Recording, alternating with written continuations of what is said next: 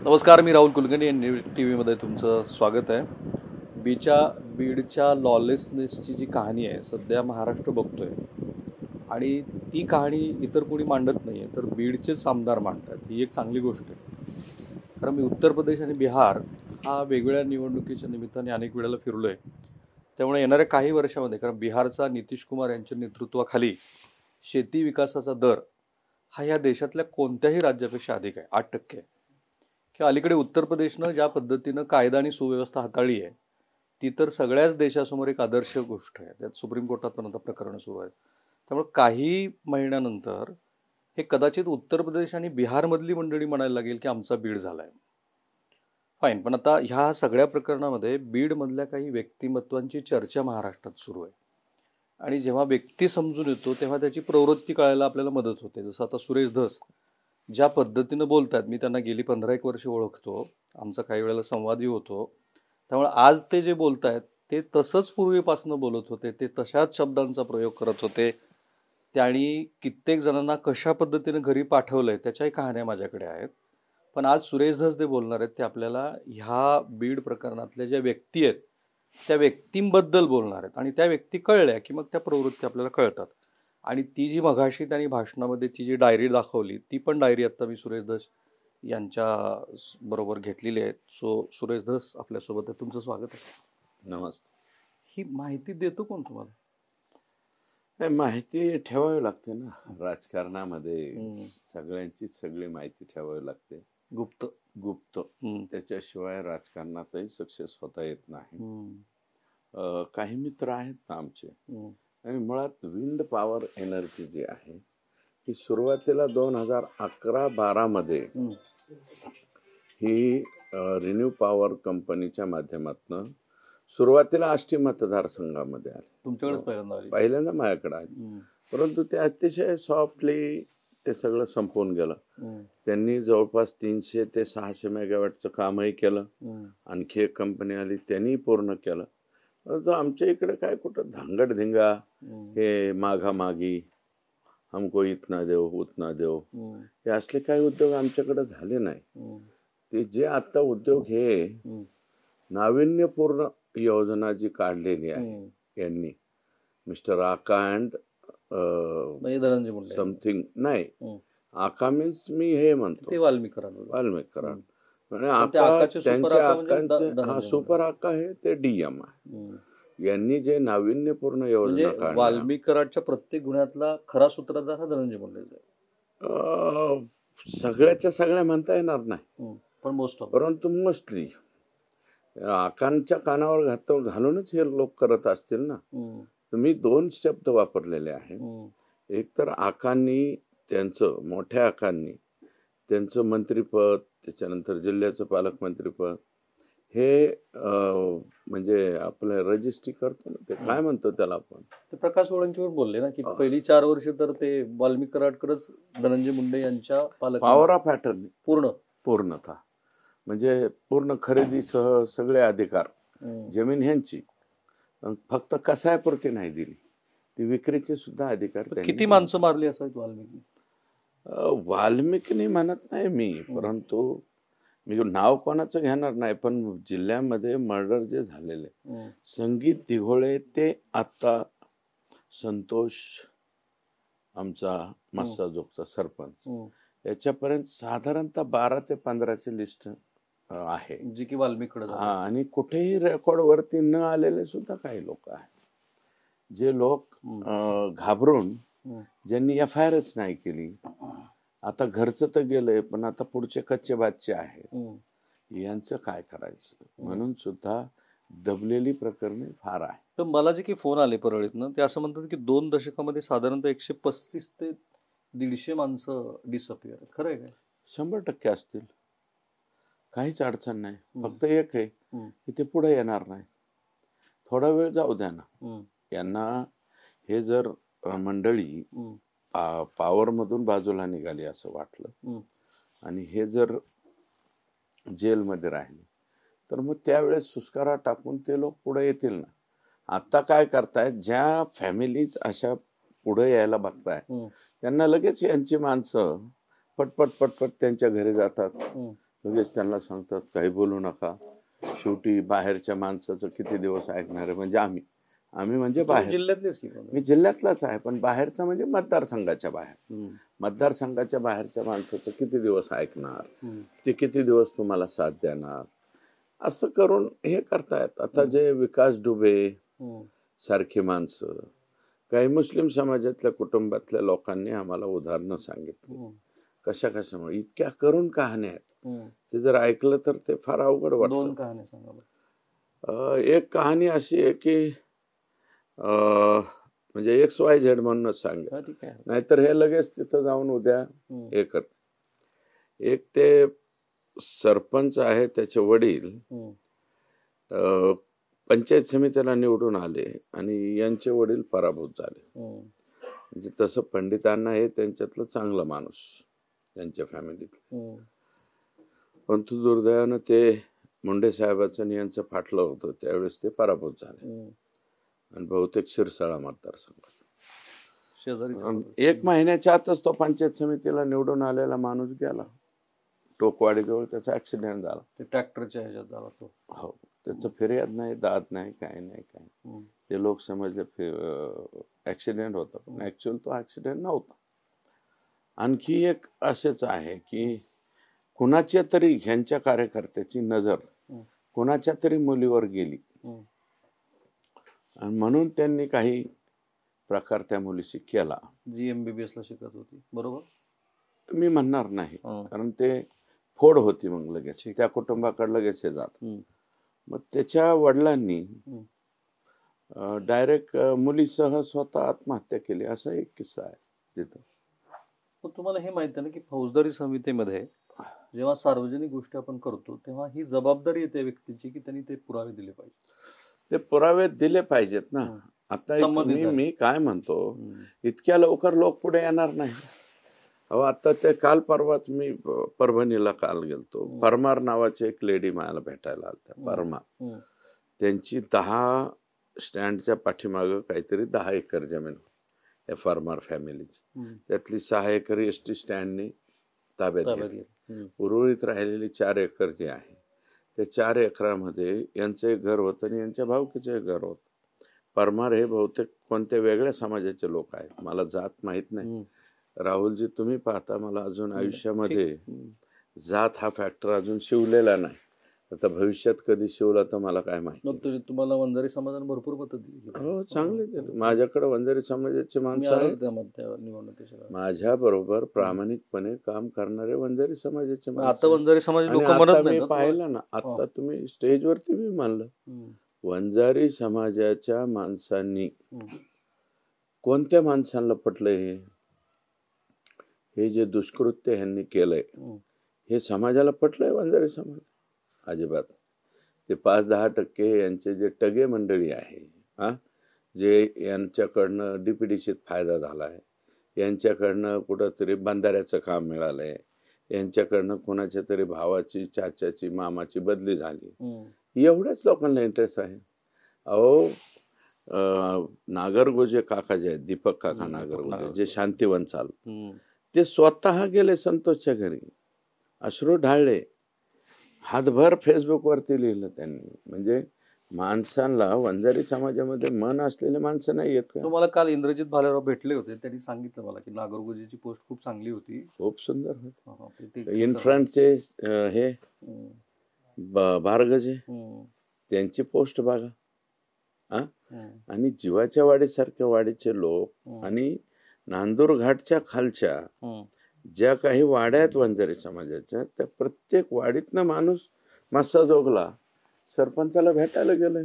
पण मग काही लोक म्हणतात की DNA मध्येच गुन्हेगारी येते, बरोबर आहे का? असं नाहीये. कसलं काय, तो जुना काळ झाला. DNA मध्ये गुन्हेगारी वगैरे तसलं काय नाही. मुळतः काय आहे की हा समाज थोडासा इमोशनल आहे. वंजारा समाज, वंजारा थोडासा रागीट आहे आणि त्याला मग पेटवलं की फार लवकर पेटतो. असं या सगळ्या गोष्टीचा हे गैरफायदा घ्या, इमोशनल बनवायचे. दोघं घेतात की एकटे? आता मी दोघांच्या बद्दल नाही बोलणार, सध्या तर एकावर फोकस केला. त्यांच्याबद्दल नंतर बोलू. ती परमारची नंतर केस काय? राहिली, परमारचं तुम्ही. हा, परमारचे जे आहे त्यांच्या स्वतःच्या हम्म, मालकीचं घर असलेलं हम्म. बालाजी फड नावाचा डॉक्टर मालकीचं घर पाडतोय आणि त्याचे स्वतःचं बांधकाम करतोय. आता हे असलं कुठं असतंय का हो? हम्म, हा, हम्म, आणि ती बाई पोलीस स्टेशनला फिर्याद देऊन गेली. हम्म, पोलीस स्टेशननी काहीही केलं नाही, हम्म. कोणी काही केलं नाही. ह्याला जंगलराज म्हणायचं नाही तर मग पण कोणतं मग हे राज? जंगलराज का तुम्हाला आज कळलं का? असं आहे नाही, की जंगलराज तुम्ही हे बघा, दोघंही एकमेकाच्या ऐका निवडणुकीमध्ये ऐका, एकमेकाचे प्रभारी होतात आणि एकमेकाचा प्रचार करत होता. नाही नाही, आम्ही नव्हतो प्रचार धनंजय करत. मुंडेंचं तुम्ही नाही केलं नाही, गोपीनाथरावांच्या विरोधामध्ये जेव्हा आता त्यावेळेस होतो ना, हम्म. आम्ही एकमेकाचे विरोधक म्हणून काम केलं, एकमेकाच्या बरोबरही काम केलं, परंतु एवढं पुढं नव्हतं येत. नाही, इतकं मला आठवतं की गोपीनाथराव एकदा माझ्या मुलाखतीत म्हणाले होते की सुरेश धसानी धनंजय मुंडेंना राष्ट्रवादीमध्ये घेऊन गेले. त्यानंतर क्लिअर केलं त्यांनी. हम्म. गोपीनाथरावजींचं शेवटचं भाषण पहा. तेलगाव, वडवणी तालुक्यातलं तेलगाव ह्या गावात शेवटची सभा घेतली. त्या शेवटच्या सभेत त्यांनी माझं क्लेरिफिकेशन करून गेले. ते काय म्हणाले होते? शेवटच्या सभेत माझं घर कोणी फोडलं तर त्यांनी पंडित आणि सोळंकेचे नाव घेतलं होतं. त्यावेळेस समोर मी उमेदवार होतो. हम्म. ते सहज म्हणले असते, सुरेश दसने माझं घर फोडलं. घर फोडण्यामध्ये मी नव्हतो, आजही ठामपणे सांगतो. हम्म. आणि जे कोणी आहेत फुटून आलेले त्यांनी पण म्हणावं, चला कोणत्या गडावर. तुम्ही अजितदादाकडे त्यांना घेऊन गेला होता? नाही नाही, मी नाही. किंवा ते राष्ट्रवादीमध्ये स्थिरावतील असं तुम्ही कधी? मी त्यांना, पवार साहेबांना स्वतः सांगितलं होतं की एखाद्या मोठ्या घराचा माणूस, बरं का, एखाद्या मोठ्या घरातला माणूस जर पडला तर त्या समाजाचा जो छोटा समाज आहे, घटक छोटा आहे, छोटा समाज म्हणजे लगेच त्याच्यावरती काहीतरी उलट चालू होईल. त्याच्यामुळं संख्येनं कमी असलेला समाज, या समाजाचा एक जो लीडर आहे, जे समाजाला वाटत होतं की गोपीनाथरावजी आमचे लीडर, त्याच्या घरामध्ये जर तुम्ही हात घातला तर येणाऱ्या नवीन पिढीबरोबर कितपत समाज येईल याच्याबद्दल मी साशंक आहे. तुम्ही पवार साहेब हे मी सांगितलं होतं दिल्लीला. पण मध्ये पवार साहेब पण म्हणाले की मी अनेक वेळा त्यांना वाचवलं म्हणून. पवार साहेब नाही, ते त्यांचं त्यांना माहिती, त्यांनी कशात वाचवलं, काय सांगतो ना वाचवलं. मी कशात वाचवलं ते मला नाही सांगतो. माहिती. जेव्हा महाविकास आघाडीचं सरकार होतं तेव्हा तुम्ही आज जो खुलासा केला आणि ज्याच्यावरती करुणा मुंडे नंतर बोलल्या, जी वस्तुस्थिती तेव्हाही सगळ्यांना माहिती होती की कदाचित ते सगळं प्रकरण फॅब्रिकेटेड आहे. ते जे गाडीमध्ये शस्त्र ठेवल्याचं, ज्याचा तुम्ही आता खुलासा केला की एक कुणीतरी एका पोलिसाचं नाव आहे माझ्याकडे, त्या पोलिसाचं नाव माझ्याकडे आहे. ते पत्र देणार मी. ज्या पोलिसांनी लुगडं नेसून, आमच्या आपल्या भाषेत लुगडं नेसून किंवा साडी नेसून, सारी नेसून, आणखी काय म्हणायचं शुद्ध भाषेत, त्याला काही पैसे मिळाले का? चांगली पोस्टिंग मिळाली? तो पोस्टिंग आता LCB ला आला, तो लगेच बीडला. हो, बीडला आला. तो पूर्वी परळीला होता, त्याची बक्षिसी त्याला मिळाली. LCB मध्ये नोकरी करतो. तो वंजारी समाजाचा आहे? हो आहे. आणि हे असं जे प्रकार आहे तो फार भयानक आहे ना आमच्या इथं. बिंदू नामावलीमुळेच हे प्रकार झालेत ना. आता मला एक व्हॉट्सअपवर बीड जिल्ह्यामध्ये, हा, तो मेसेज फार महत्वाचा आहे. एक शिक्षक आहे, त्यांचं नाव मी नाही सांगणार, पण त्यांनी 2009 मध्ये छत्रपती संभाजीनगरच्या औरंगाबाद खंडपीठानं जो निवाडा दिला आणि त्याच्यामध्ये बीडमध्ये कसे अतिरिक्त शिक्षक आहेत आणि त्यांनी ते असं सूचित केलं की ते वंजारा समाजाचे आहेत. तुम्ही आता तो मुद्दा उपस्थित केला, त्याच्यानंतर परवा मी त्याच्यावरती लाईव्ह केलं. दीपा मुंडे मुधोळ जेव्हा जिल्हाधिकारी होत्या तेव्हा हा विषय पहिल्यांदा चर्चेत अधिकृतपणे आला होता. आता एकदम महाराष्ट्र अगोदर रोडगे का काय नावाचे, तसा तो स्वर्गीय गोपीनाथराव मुंडे पासून चर्चेत आहे. नाही, त्यांच्या साहेबांच्या वेळेस एवढं नव्हतं. आता जास्त झालं. आता हे जास्त झालं 2014च्या नंतर. आता काय परिस्थिती आहे? म्हणजे पंकज, आता बी तीच परिस्थिती आहे. बीड जिल्ह्यामध्ये महसूलमध्ये अतिरिक्त तुम्ही जेवढे पर्सेंटेज आहे, NT साठी किती जागा आहेत? जागा किती? 2% हा.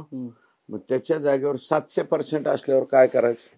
अच्छा, म्हणजे वंजारी समाजाचं जे नोमॅडिक मधलं 2% आहे ते 700% मध्ये तिथे तुम्हाला जागा 2 जागा असल्या पाहिजेत. तर तिथं डायरेक्ट 702 जर कर्मचारी असतील तर काय होईल? हे असं कसं काय? शिक्षकांमध्ये तेच, महसूलमध्ये तेच, त्याच्यानंतर जे जलसंपदामध्ये तेच, इरिगेशन मध्ये तेच, जलसंधारणमध्ये तेच, सगळ्या विभागामध्ये आमच्या इथे. आणि हे सगळ्यात मोठा दोष मराठ्यांना संधी मिळत नाही, एससीला मिळत नाही, एसटीला नाही, ओबीसी मायक्रो ओबीसीला नाही, दुसऱ्या ओबीसीला संधी मिळत नाही, फक्त वंजारी. सगळे फक्त म्हणजे ओबीसीच्या ज्या 19% जागा आहेत त्या 19%वरती सुद्धा व्हीजेएनटीचेच डचेच लोक आले, वंजारीच आले ना, फक्त वंजारी समाज आला. त्याच्यानंतर ए वरती पण तेच आले, बी वरती पण तेच आले, एनटी, मी एनटी म्हणतोय, एनटी डच ब कड केलं ना आपण, बायफर्गेशन केलं, तर उर्वरित राहिलेल्या 3च्या जागेवर तेच आले. 19% ओबीसी त्याच्या जागेवर तेच आले. आता एसीबीसी प्रवर्ग केला आमचा मराठा समाज, एसीबीसीच्या जागेवर तेच आले. आणि ओपनचे जे कॅटेगरी राहिली, ओपन जे उर्वरित, आता 72% आरक्षण झालं, आता 38 राहिले ना, 28% राहिले. यापूर्वी 38% होत. 38% जो ओपन पार्ट होता त्याच्यावरती बी एनटी डच आला नाही. पण आता काही तुमच्या जिल्ह्यातले आणि महाराष्ट्रातले मराठा समाजाच्या नेतृत्वाबद्दल काही भाव असणारे लोक काय म्हणतील की जिथे जिथे मराठा डॉमिनन्स असलेली लिडरशिप आहे तिथं पण त्यांनी हेच केलेलं आहे. कुठे काही जिल्ह्याची नावं त्यांच्या लोक ते एकूण काय म्हणतील की सुरेश धस हे जातीयवाद करतात. नाही नाही नाही, मग माझं म्हणणं आहे की अशा मराठा लिडरशिपने असे काही उद्योग केले असतील तर त्यांनी ते हे करावं. आमच्या इकडचे इकडं स्वीकारावेत, तिकडचे ओपन. अहो ह्या बिंदू नामावलीमुळे फक्त मराठा वंजारा किंवा छोटे समाज असं नाही होत. मेन प्रॉब्लेम असा होतोय की तुम्ही काही जण, काही म्हणजे मेजॉरिटी के लोक क्लार्क म्हणून नोकरीला लागले तर क्लार्क म्हणूनच रिटायर होत आहे. हा सगळ्यात मोठा ड्रॉबॅक आहे खुल्या प्रवर्गातल्या बद्दलचा, सगळ्यांच्याच बाबतीत, ओबीसीच्या बाबतीत तेच होते.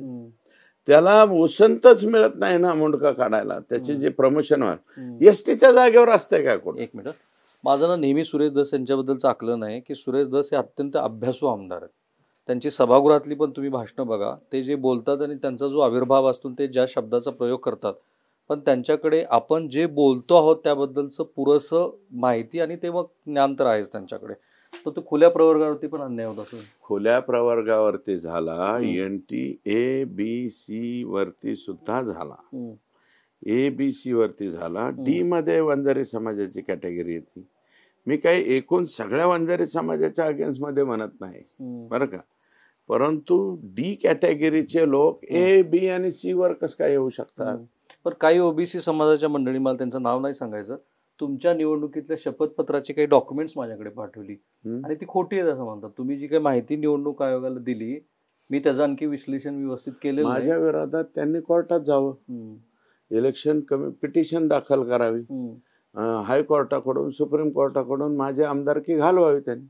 लखलाप त्यांना जर कागदपत्र माझे मिळत नसतील, मिळतातच ना, हा नसेल मिळत ते एखादा बंच मीच तयार करून देतो त्यांना. हा घ्या, तुम्ही जमिनी हडप केल्या वगैरे, हा काय, हा ते हडप केल्या, मी गडप केल्या, अजून काही केल्या, ते सगळं क्लिअर झालं ना साहेब. ओके, हे बघा, मग ते अवकापची जमीन होती का नाही, काही संबंध नाही त्याच्याशी. माझा काय संबंध आहे, माझा संबंध काही नाही त्याच्यावरती. ह्यांनी एक मानसिक आहे, धनंजय मुंडे अँड कंपनी यांनीच हे माणसं नेमलेली आहेत ना, त्यांना 4 व्हीलर गाड्या देणं, ते असीम सरोदे साहेबांना बोलावून घेणं, त्यांची प्रेस ठेवणं. असीम सरोदे साहेब अशी सहजासहजी प्रेस घेऊ शकतात का? दिली असेल त्यांना माहिती. हा, मग त्यांना पडताळणी असेल, पडताळणी करायला पाहिजे होती. 93 प्रकरणं दाखवणं, हायकोर्टाच्या पुढे जाणं. पहिल्यांदा एक तपासणी केली माननीय उद्धव साहेब ठाकरे, त्यावेळेस मुख्यमंत्री पवार साहेबांनी, यांनी मिळून ठरवलं, नाही नाही म्हणले हे देवस्थान इनाम जमीन है, मस्जिद इनाम जमीन है, ऐसा ऐसा करेंगे, इसको अंदर डालेंगे, म्हणजे आम्ही. मग त्याच्यात त्यांनी ते बघितलं, एक DYSPच्या नावाने चौकशी लावली, काही निघालं नाही. सुरेश धसच्या कुटुंबाचं कुठेही नाव निघालं नाही. मग ते संपलं. ते हायकोर्टाची ऑर्डर आली ना त्यात. नंतर SIT नेमली, कुमावत साहेब म्हणून, ज्यांचं खूप नाव होतं, चांगले अधिकारी, चांगला अधिकारी. तो अधिकारी नॉन करप्ट आहे. त्यांनी चेक केलं. ते कुमावत साहेब नंतर मला येऊन भेटले, म्हणजे चालता चालता, मला येऊन नाही भेटले, चालता चालता माझी त्यांची भेट झाली होती. अनेक रेड्स मारल्या त्यांनी, बरेच गुटखा हे ते कमी केलं आमच्या जिल्ह्यातलं, चांगलं काम. बोले यार धस साहब काय को तुम्हारे विरोध में ऐसा करते हो. क्या क्या चेक करने का, वो सब चेक करू. त्यांच्या SIT मध्ये बी राहुलजी काहीच निघालं नाही. मग नंतर यांनी काय केलं, कलम 17 प्रमाणे कोणत्याही लोकप्रतिनिधीची चौकशी जर करायची असेल तर त्याला राज्य सरकारची परवानगी लागते. मग यांनी काय केलं, त्यावेळेस उद्धव साहेबांच्या कालावधीत, आणि काय उद्धव साहेबांच्या कालावधीत गुन्हे दाखल करणे म्हणजे भाजपाल्यासारखंच काम होतं ना. विरोधी पार्टी तुमच्यावर मी गुन्हा दाखल आलाच, तुम्ही तो मुद्दा आणलाच होता. आणला म्हणजे तुमच्यावर. मला आठवत होतं हे ते आता त्या खासदार झाल्या कंगना राणावत, त्यांचं घर पाडा, तो टाइम्स नावचा अर्णव गोसावी, तसेच आम्ही बी होतो त्यावेळेस. आमच्यावरती 30 गुन्हे दाखल. मी 2 प्रश्न रिपीट विचारतो कारण ह्याची खूप चर्चा आहे. एक, सुरेश धस यांच्या निवडणुकीच्या शपथपत्रामध्ये काहीही खोटं नाही. काहीही खोटं नाही. सुरेश धस यांनी कुठलीही जमीन लाटलेली नाही, अजिबात नाही. बरोबर. आता मला 100% डायरी सांगा, कारण मगाशी जे तुम्ही रिव्हिलेशन दिलंय त्याच्यातनं खरं तर व्यक्ती उलगडायला मदत होते. आणि मी म्हटलं की ही मुलाखत ही अत्यंत महत्वाची ठरणार आहे, कारण पुढे जाऊन मला असं दिसतंय की ज्या पद्धतीनं मुख्यमंत्री बोलतायत, मगाशी मी सुरेश धस यांच्या मोर्चानंतर मुख्यमंत्र्यांची प्रतिक्रिया बघितली, प्रेस पाहिली. करेक्ट. तर स्वतः ते म्हणाले की याच्यामध्ये कुणीही असला, आणि पुन्हा एका शब्दावर त्यांनी जोर दिला की याच्यामध्ये कोणीही असला तरी आम्ही त्याला सोडणार नाही. मी फेसबुक वरती पाहिले. करेक्ट. सीएम सरांचं. तुम्ही रोज बोलता का सीएम? नाही, असं नाही. मी फार छोटा माणूस आहे. सीएम ला बोलायचो, आठवड्यातनं एक वेळेस वेळ मिळाली तर नशीब आहे. आणि कशामुळे त्यांचा वेळ घ्यायचा साहेबांचा, आपण तरी कशाला. आम्ही होतो ना कधी 2019 आमचा जनादेश पळवला, आम्ही विरोधी पार्टीत बसलो, सागर बंगल्यावर दर आठवड्याला 2-3 दिवस जाऊन गप्पा मारायला आम्ही. तुमची चांगली मैत्री आहे त्यांच्यावर? मैत्री माझ्यावर जीव आहे त्यांचा, माझ्यावर जीव आहे. फडणवीस यांचा तुमच्यावर जीव आहे हे मान्यच करावं लागतं. मग त्या माणसाने जगवलं साहेब आपल्याला, नाहीतर आमच्यावर हरळ उगाली असते. त्या माणसाने ज्यावेळेस, आणि हे ज्यावेळेस माझ्यावरती हे आणलं, अलगड आणली होती अवकापची आणि त्या देवस्थानाची, याच्या वेळेस मला फक्त आणि फक्त दत्त म्हणून माझ्या पाठीमागे जर कोणी उभा राहिला असेल तर ते देवेंद्र. आणि अलीकडचे तुमचे मार्गदर्शक अजित पवार आहेत?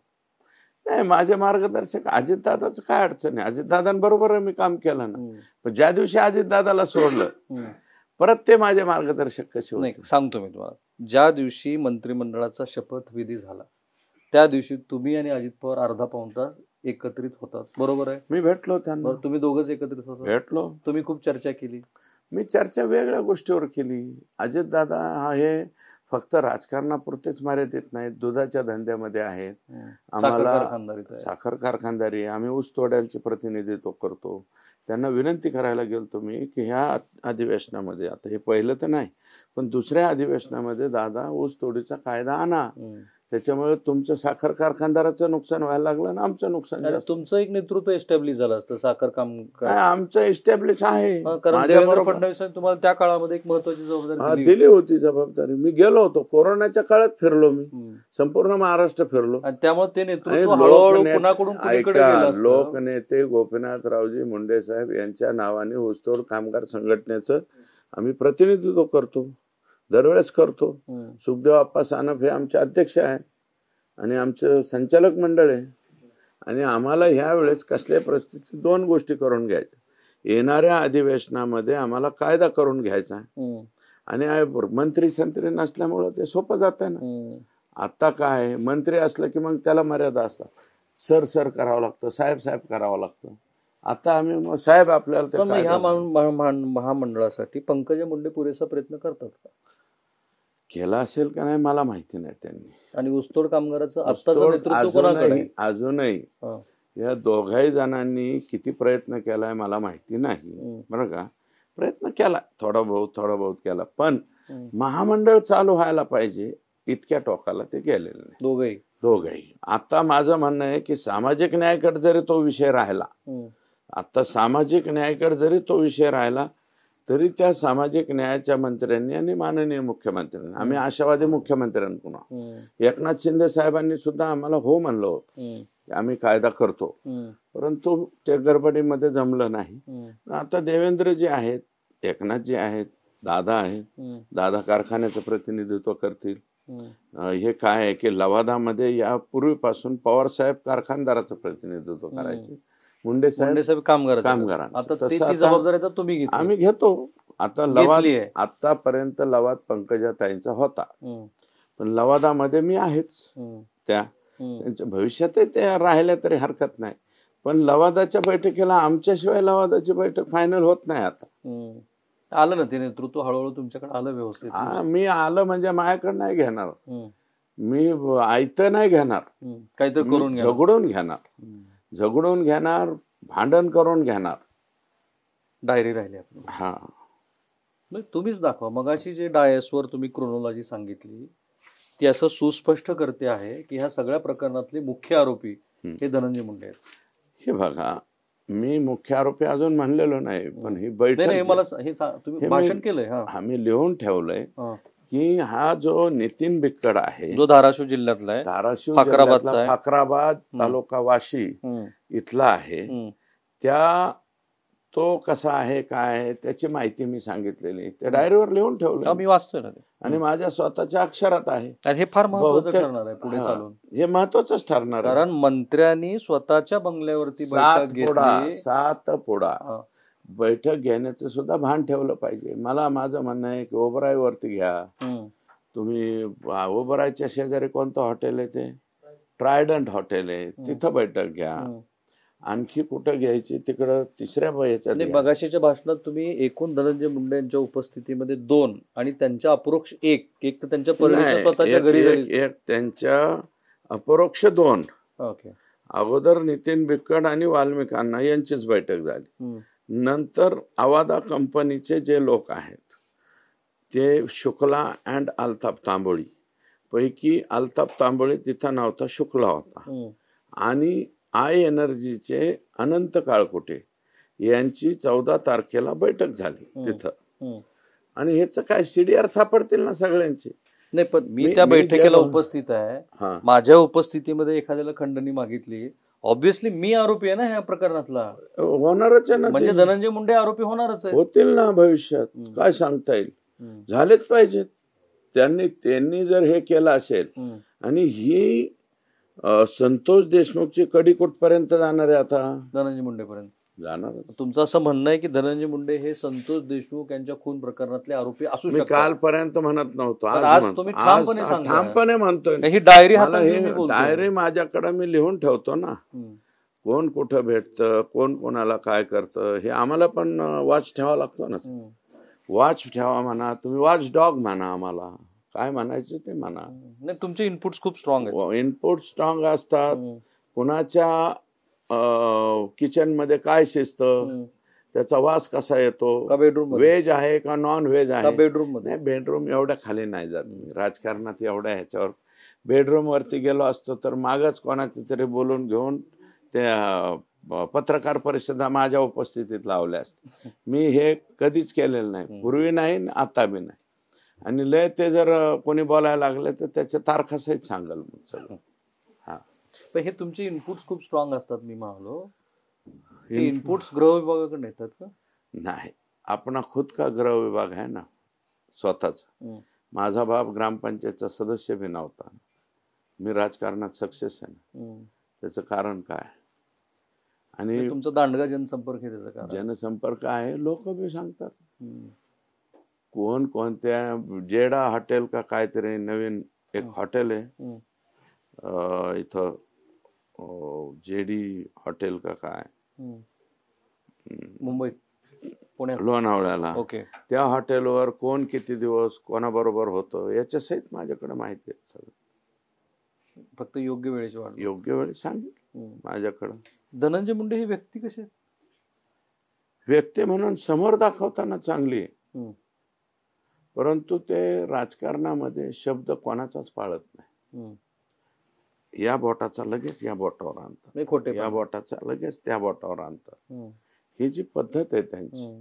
आम्ही इमाने इतबारे त्यांच्याबरोबर काम केलं. मी पवार साहेब, अजितदादा, प्रकाश सोळंके, जयदत्त अण्णा आणि विमलताई या सगळ्यांना डावलून ज्यावेळेस गोपीनाथरावजी, जयदत्त अण्णा, विमलताई यांची युती झाली आणि त्यांनी पवार साहेबांना जाऊन भडकवलं वेळवा, त्यावेळेस जिल्हा परिषदेमध्ये 8 पैकी 7 मतं मी धनंजय मुंडेंना दिलेली. एक जुनी माहिती आहे कशाला ते जोपर्यंत शब्द पाळत होते तोपर्यंत ठीक होत. त्यांनी शब्द बदलला आणि सर्वाधिक जास्त बदल धनंजय मुंडेंमध्ये कधी झाला असं या 5 वर्ष. मला एक 5 वर्षापासून ते फार बिघडले. हे रजिस्ट्री करून दिली ना त्यांनी वाल्मिक अण्णा यांच्याकडे, जे काय म्हणतो ते पॉवर ऑफ पॅटर्न, काय लय जमिनी खरेदी विक्रीचे आम्ही व्यवहार करीत नाहीत जास्त बरं. त्याच्यामुळे पॉवर ऑफ पॅटर्नी हे ते शब्द जरा आम्हाला कमी आठवतात. त्याच्यातले नादच असतात ना, त्यांना ते शब्द लय लवकर येतात, आम्हाला लवकर येत नाही, कारण आम्ही त्या फारशा भानगडीत पडत नाही. पण मग अजूनमधून तुम्ही पंकजा मुंडेबद्दल पण बोलता. नाही, पंकजाताईंवरती माझा स्वतःचा आक्षेप एकच आहे की त्यांनी निवडणुकीच्या काळामध्ये मी 2017ला त्यांच्या बरोबर आलो, 15लाच आलो ऍक्च्युअली. त्यांची जिल्हा परिषद मी वाचवली म्हणजे त्यांना दिली. नाही अध्यक्षपदाच्या वेळेला जागा आल्या, अध्यक्षपदाच्या सीट्स कमी पडल्या होत्या, माझ्या 5 सीट दिल्या आणि मी जर इकडे टर्न होत नव्हतो तर त्यांची जिल्हा परिषद येत नव्हती. आणि काय झालं की मी पवार साहेबांकडे आग्रह काय धरला होता, आत्ताचे जे खासदार आहेत त्यांच्या मिसेस सुद्धा जिल्हा परिषदेच्या सदस्य होत्या. मी एवढंच म्हणत होतो की तुम्ही प्रस्थापिताच्या ऐवजी विस्थापित मराठ्याला संधी द्या. बजरंग सोनवणे तसा विस्थापितच आहे ना, तो कुठं प्रस्थापित आहे. ठीक आहे, आता त्याने कारखाना उभा केला पण त्याच्या स्वतःच्या जीवावर केलाय ना, त्याच्या बापाचा नाहीये. मग बजरंग सोनवणेच्या मिसेसला तुम्ही अध्यक्ष करा, मी तुमच्या बरोबर. पवार साहेब पण म्हणले नाही प्रकाश सोळंकेला द्यायचे. मग तिथं काय व्हायला लागलं की आम्ही विरोधात असताना सुद्धा हे कोणाचं ऐकलं गेलं, अमरसिंह पंडित साहेब, प्रकाश सोळंके आणि धनंजय यांचं जास्त ऐकलं गेलं, आमचं ऐकलं गेलं नाही. मग मला आपलं जिथं ऐकत नाही तिथं आपलं नमस्ते लंडन, जिथं नाही ऐकलं तिथं लगेच आपण असं करतो चलो. मग म्हणलं ह्यांच्या बरोबर राहण्यात काय अर्थ नाही.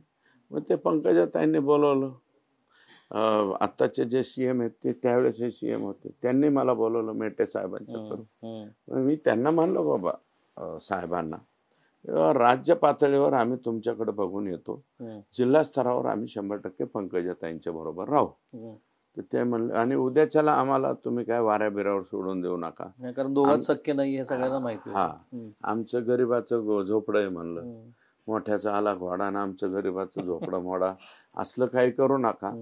तर ते हसले, म्हणले अरे बाबा तुझी मी म्हणलं साहेब मी प्रामाणिक राजकारणात राहतो का नाही, 2.5 वर्ष झालं तुम्ही मुख्यमंत्री झाला, साधा हार तरी घालायला आलो का तुमच्या बरोबर? अजिबात गेलो नव्हतो मी.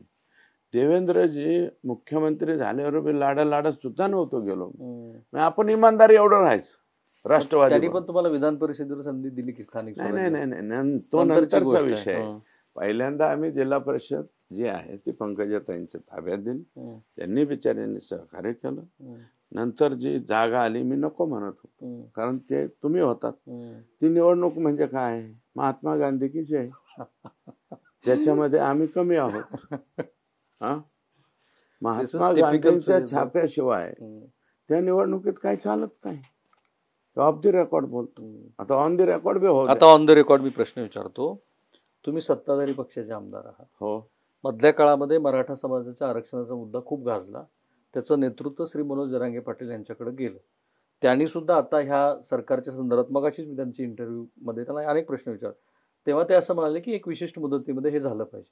आणि आपसूक जे मराठा समाजाचं नेतृत्व आहे हे मनोज जरांगे पाटील यांच्याकडे गेल्यानंतर संतोष देशमुख यांच्या प्रकरणाच्या निमित्तानं जी दुर्दैवी घटना घडली, मराठा समाजाचा एक मोठा आवाज म्हणून सुरेश धस पुढे येत आहे. नाही, मी राजकारणातला आहे आणि काय मनोज दादांचं समाजाच्या बाबतीतलं जे स्थान आहे ते स्थान अढळ आहे. त्या स्थानाला कोणीही हात घालू शकेल अशी परिस्थिती नाही. त्यांनी जर राजकारण केलं असतं, निवडणूक लढवली असती, तर मग मनोज दादांच्या बद्दल काही बोलणं किंवा काही झालं असतं. आजही मी सांगतो, एक राजकीय व्यक्ती म्हणून मी माझ्या मतदारसंघामध्ये माझ्या इथं राहत असेल बरं का, परंतु समाज म्हणून, समाज जे त्यांना दैवत मानायला लागलेला आहे, तर तो समाज 100% त्यांच्या बरोबरच राहील. मग तो भाजपचा असेल, तो राष्ट्रवादीचा असेल, तो काँग्रेस पक्षाचा असेल, शिवसेना एकनाथ शिंदे साहेबाचा असेल, अजितदादाचा असेल किंवा पवार साहेबांचा.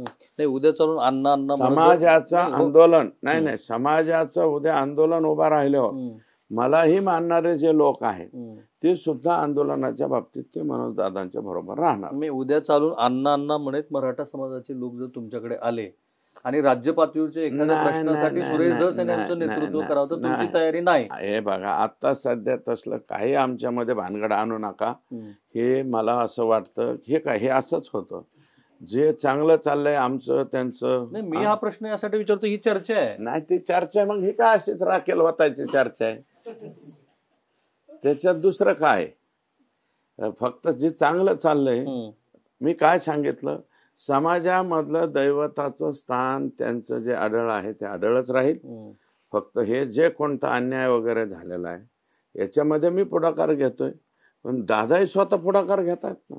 सगळ्यात अगोदर तर ते गेले. आणि तुमच्या दोघात चांगला संवाद आहे? संवाद आहे आमच्या ह्याच्यात, विसंवाद अजिबात नाही. आणि अगोदर होता, लोकसभेपर्यंत विसंवादच होता.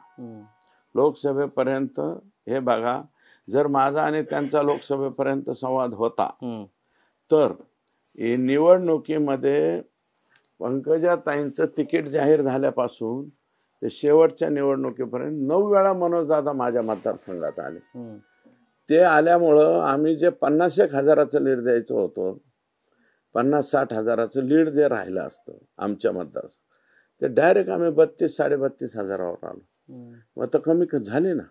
मनोज दादांच्या फिरण्यामुळं लोकसभेला फार मतं कमी झाली, सगळीकडेच झाली.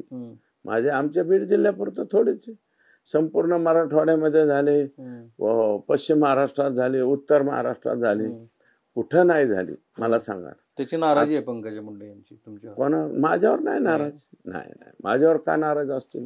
बाकीच्या तर कोणीच काही दिलं नाही.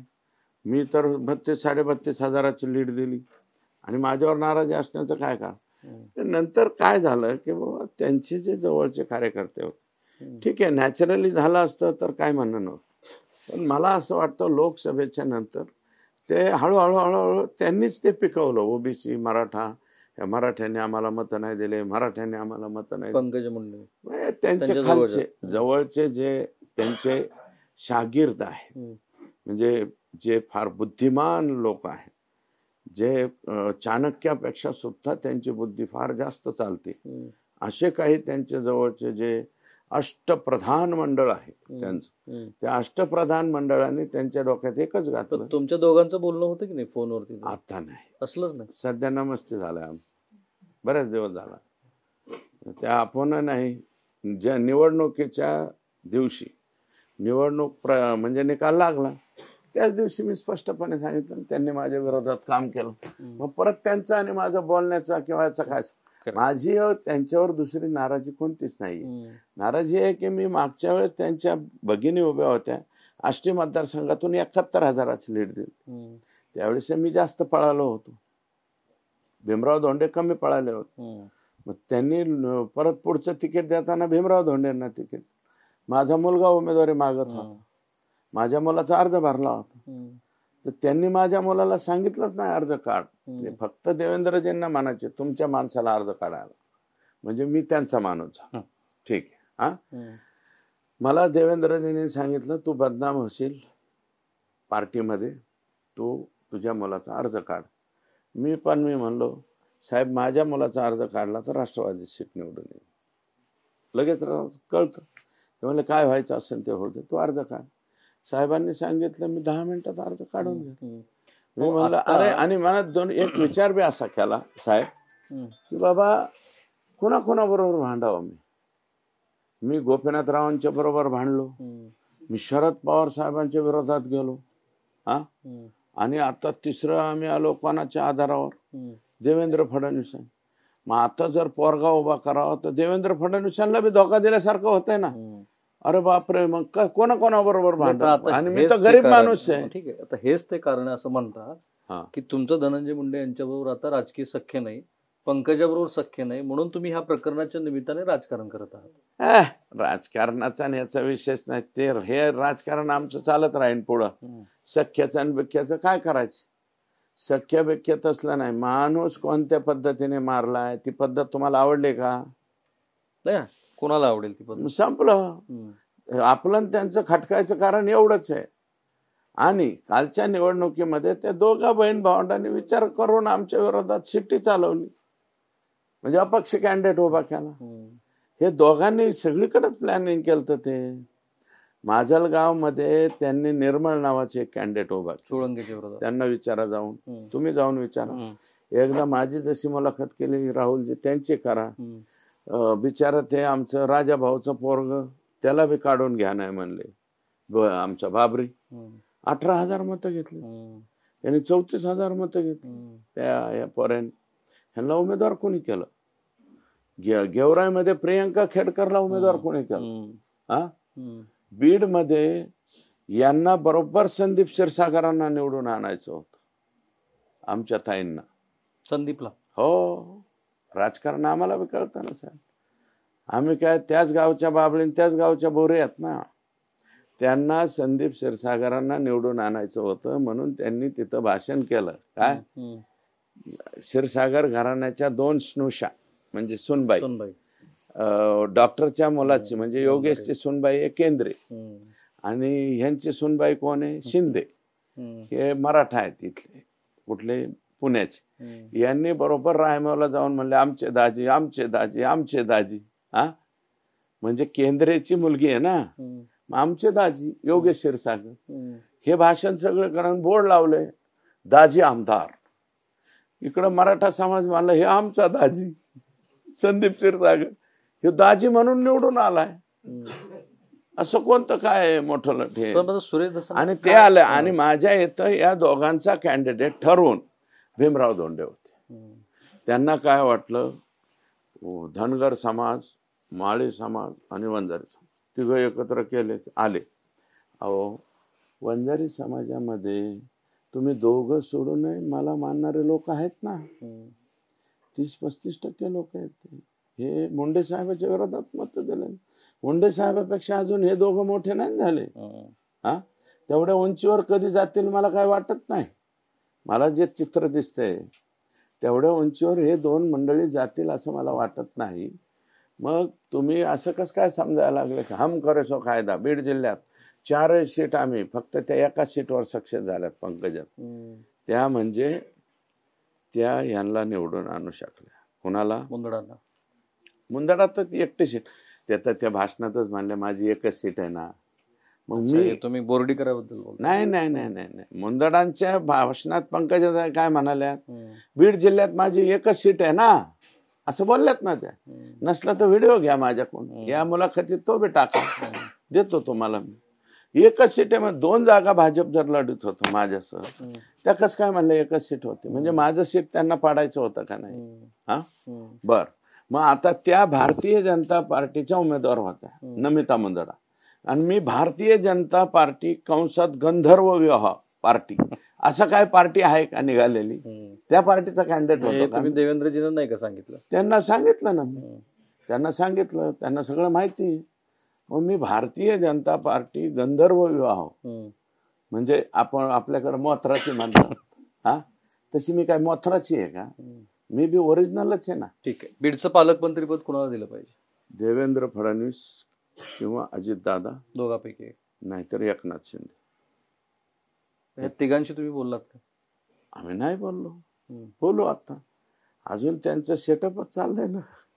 हा तपास कसा सुरू आहे? PS हे बी वाटायला हा तपास कसा सुरू आहे? कोणता? आता जो व्यवस्थित चाललाय, काही अडचण नाही? काही अडचण नाही तपासामध्ये कुठे तुम्हाला? हा, हे अडचण नाही. फक्त ते 2-4 नावं जे आलेले आहेत चुकीचे, जे गुलालासह त्यांच्या बरोबर डान्स करतात असे काही लोकांचे नाव त्यात आले. तुम्ही समाधानी आहात? नाही, माझ्याकडे तपासावरती तुम्ही समाधानी? तपासावर मी समाधान. तिन्ही पद्धतीचा तपास जर झाला तर 100% होतील. आणि ते जे तेली म्हणून अधिकारी आहेत, बसवराज नॉन करप्ट माणूस आहे, याचा रिपोर्ट आम्हाला लागला. या मुलाखतीच्या शेवटच्या भागाकडे आहोत. आणि बीड सारख्या अत्यंत सुसंस्कृत, म्हणजे बीडचा जर तुम्ही सांस्कृतिक इतिहासकालीन हा सगळा इतिहास बघितला आणि अलीकडच्या काळातले दोन मोठे नेते, खरं तर प्रमोद महाजन हे तसे धाराशिवचे आहेत, पण त्यांचं कार्यक्षेत्र हे अंबाजोगाई, आणि गोपीनाथरावांचं तर आपण सगळ्यांनी बघितलं. तर त्या बीडमध्ये आता जी काही परिस्थिती आहे ती सुधारायची असेल तर काय करायला हवं, हे मी जरा एकदा सुरेश धस यांच्याकडे, त्या राखेपासून सुरुवात करायची का?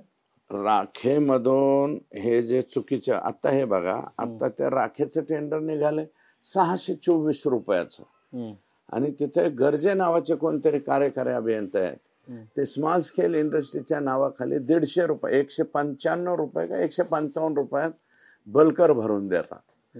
असे काहीतरी उद्योग तिथं आहे.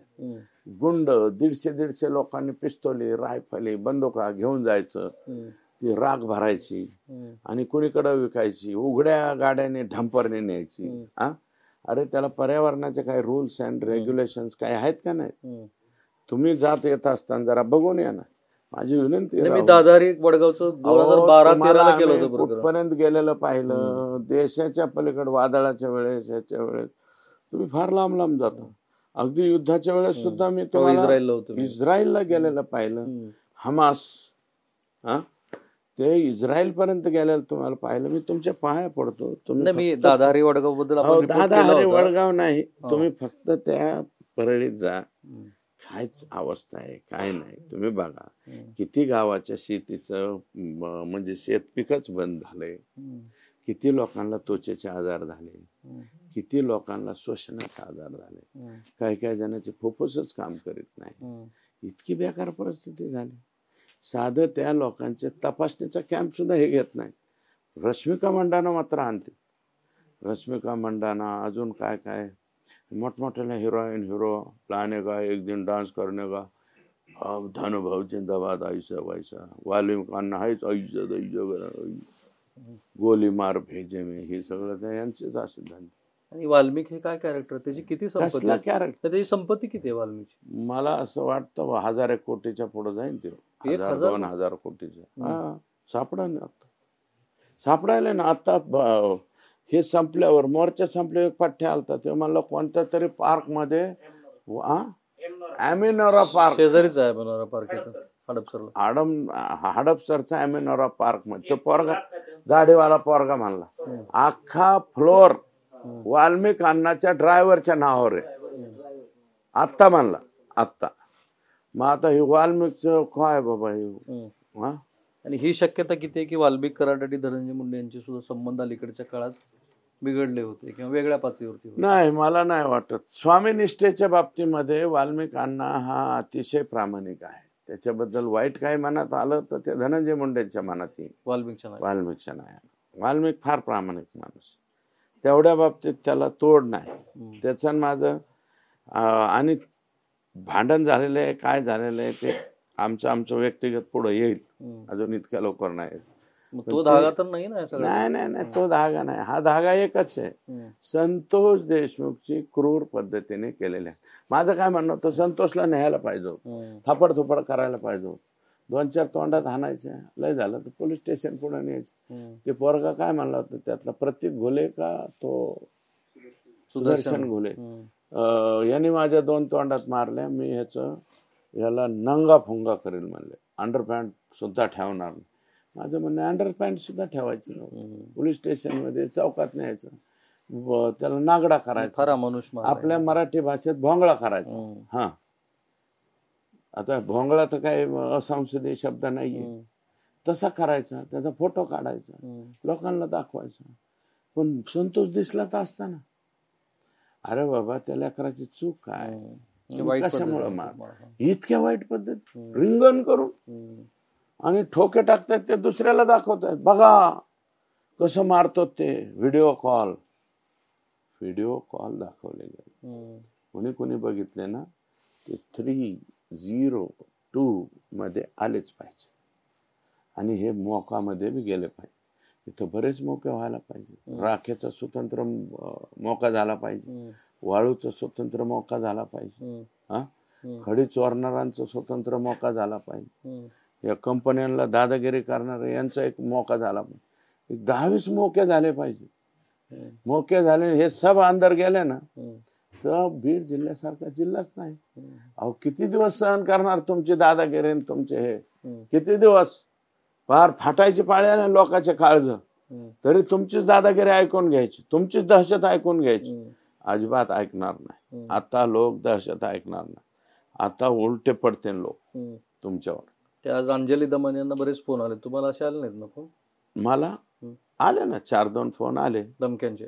हो, पण नंतर माफी मागितलं त्यांनी. ही आत्ताची 8-10 दिवसातली गोष्ट आहे. मागच मागितलं त्यांनी. नाही. ज्यांनी मला धमक्या हे गंभीर आहे. मी पुन्हा एकदा अहो धमक्या देतात ते, संध्याकाळी धमक्या देते. अच्छा. आणि उद्या संध्याकाळचा अर्थ वेगळा होतो. संध्याकाळी धमक्या देते, दुसऱ्या दिवशी माफी मागितली. माझ्या बाबतीत तरी आता अंजलीताईंची मागितली का नाही मला माहिती नाही, पण माझी माफी माग. तुम्हाला पोलीस संरक्षणाची गरज आहे? अजिबात गरज नाही. कशासाठी पोलीस संरक्षण?